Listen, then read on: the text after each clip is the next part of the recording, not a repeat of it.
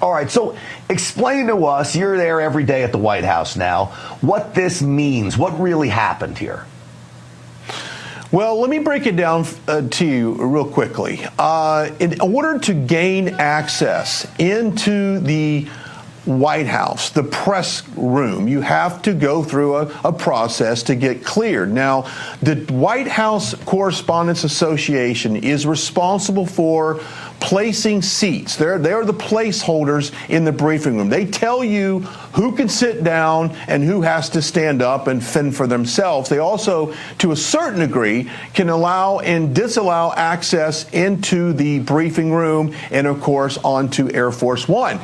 So what Caroline Leavitt did today was she sent an earthquake through Washington. She basically said to the establishment and the media who has been having such total control over that room that, you know what? You guys are no longer in charge. You're no longer going to control who goes in that room and who doesn't. And that's exactly what she did. She basically put the access to the briefing room, Grant, back in the hands of the people and really back into the hands of who it belongs to, the American people. And so for far too long, the White House Correspondents Association, who, as you recall, during these correspondents' dinner, love to put comedians and hosts to host these dinners.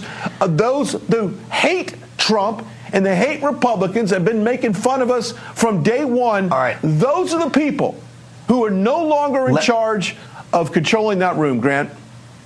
All right, so let me ask you this. The big question then is, does Real America's Voice, does One America News, does The Blaze, does Newsmax, do they get a seat in the front row now instead of standing in the back of the room?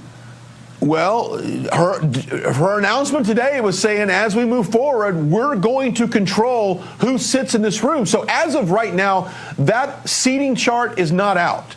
But I can assure you that we are probably days, maybe a week away from a total change in that room. So yes, I would anticipate One American News, Real America's Voice, and others to have a seat at the table this time, and that's great. Well, that is great. And it's an exciting time to be in Washington. This is really, I mean, making history with what they're doing on so many levels. We're going to get to a little bit more in the show. But Brian Glenn, I appreciate you breaking that all down for us. Thank you, my friend.